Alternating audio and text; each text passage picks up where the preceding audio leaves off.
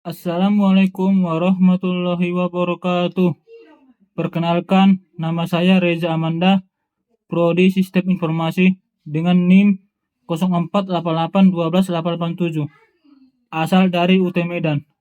Pada video kali ini, saya akan mengerjakan tugas mata kuliah berpraktik basis data tentang pembuatan Entity Relationship Diagram atau IRD dengan menggunakan aplikasi YED Graph Editor. Langsung saja pada contoh kasus berikut ini. Pada sebuah perguruan tinggi, mahasiswa akan mengambil mata kuliah yang ditawarkan. Setiap dapat mahasiswa minimal 1, namun dapat mengambil beberapa mata kuliah dalam satu semester. Setiap mata kuliah hanya bisa diajar oleh satu orang dosen, atau setiap dosen dapat mengampu atau mengajar minimal 1. Tugasnya adalah, dari kasus di atas, buatlah entity relationship diagram dengan tahapan atau langkah yang sesuai dengan panduan. Terdapat 5 tahapan atau langkah-langkah yang harus dilakukan dalam pembuatan IRD. Yang pertama adalah mengidentifikasi dan menetapkan seluruh entity yang terkait. Yang kedua adalah menentukan atribut-atribut atau field dari masing-masing entity. Yang ketiga adalah mengidentifikasi dan menetapkan seluruh relasi antar entity. Yang keempat adalah menentukan derajat relasi untuk setiap relasi. Dan yang terakhir adalah melengkapi entitas dan himpunan relasi dengan atribut-atribut deskriptif. Baiklah, kita langsung saja membuatnya. Tahapan yang pertama adalah kita menetapkan entity. Pada kasus ini terdapat 3 entity, yaitu mahasiswa, kemudian mata kuliah, dan dosen.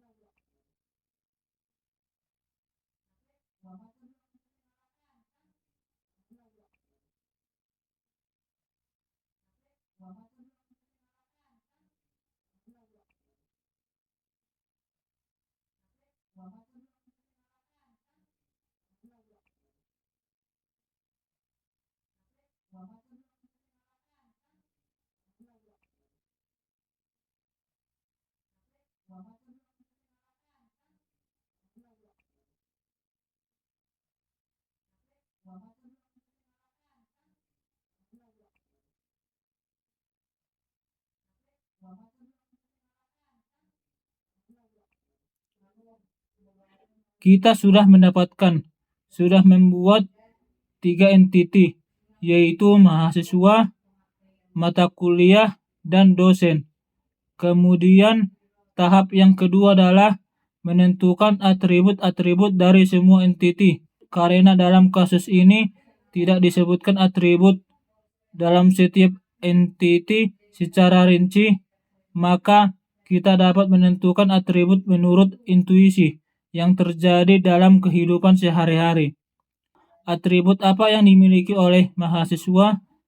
Kita bisa menambahkan atribut NIM dan nama mahasiswa. Kita tambahkan atribut NIM dan nama mahasiswa.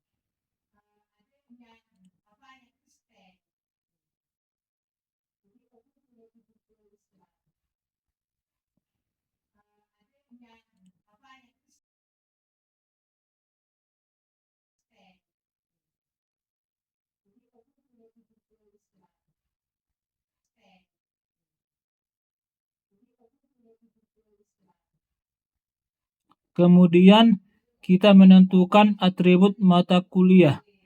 Atribut apa yang dimiliki oleh entitas mata kuliah? Kita bisa menambahkan kode mata kuliah dan nama mata kuliah. Kita buat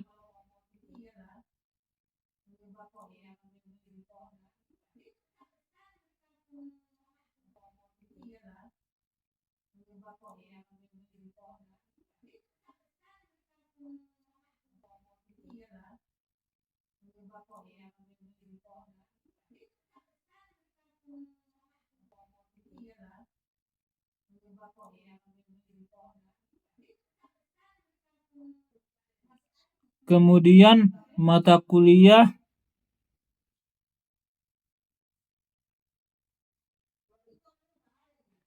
dan nama mata kuliah.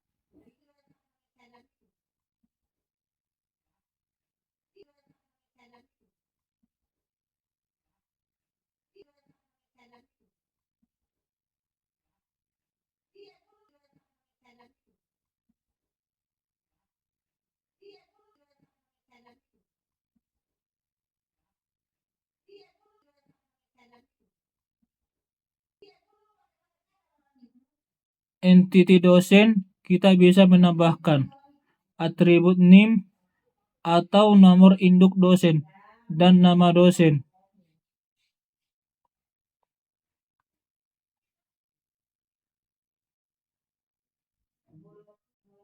Nomor induk dosen dan nama dosen. Kemudian kita hubungkan antara atribut dengan entiti.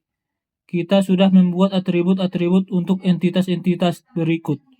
Lalu, tahap yang ketiga adalah mengidentifikasi dan menetapkan seluruh himpunan relasi di antara himpunan-himpunan entiti yang ada. Relasi apa yang memungkinkan terjadi antara mahasiswa dan mata kuliah, dan relasi apa yang terjadi antara dosen dan mata kuliah. Misal, antara mahasiswa dan mata kuliah kita buat relasi dengan nama relasi meregistrasi di sini. Kemudian antara mata kuliah dengan dosen kita bisa membuat relasi dengan nama mengajar. Kita buat relasi antara entiti mahasiswa dan mata kuliah kita hubungkan dengan relasi meregistrasi.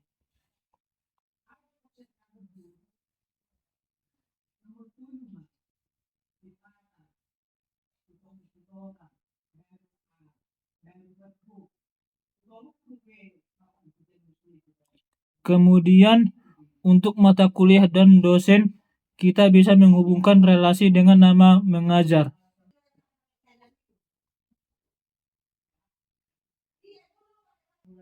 Nah, kira-kira seperti ini relasi antara ketiga entiti ini. Kemudian tahap yang keempat adalah menentukan derajat relasi untuk setiap himpunan relasi. Dalam penambahan derajat kardinalitas, kita harus memahami kasus antara entiti. Apakah antara entiti tersebut 1:1 atau 1:banyak atau banyak ke banyak. Untuk mendeteksi derajat kardinalitas, kita dapat melihat di sini. Di sini banyak mahasiswa meregistrasikan banyak mata kuliah. Ini berarti mahasiswa dengan mata kuliah adalah banyak ke banyak, dan banyak dosen mengajar minimal satu mata kuliah adalah 1:banyak. Maka penambahan derajat kardinalitasnya adalah sebagai berikut.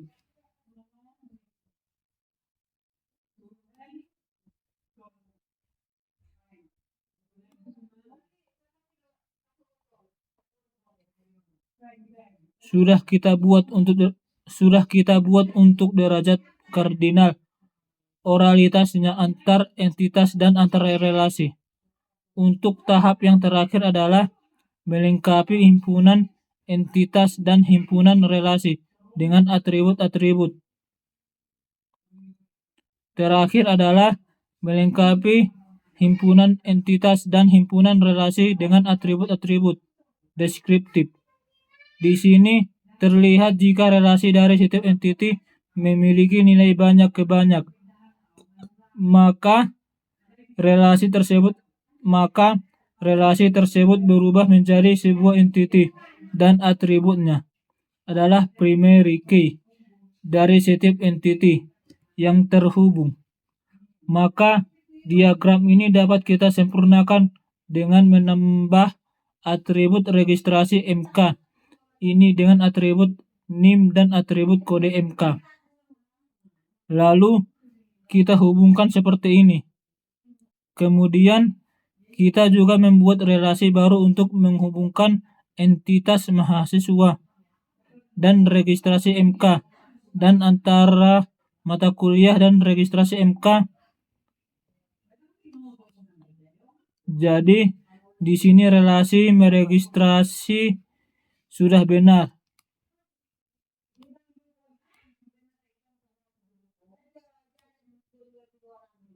Kemudian kita tambahkan lagi di sini dengan nama relasi diregistrasi.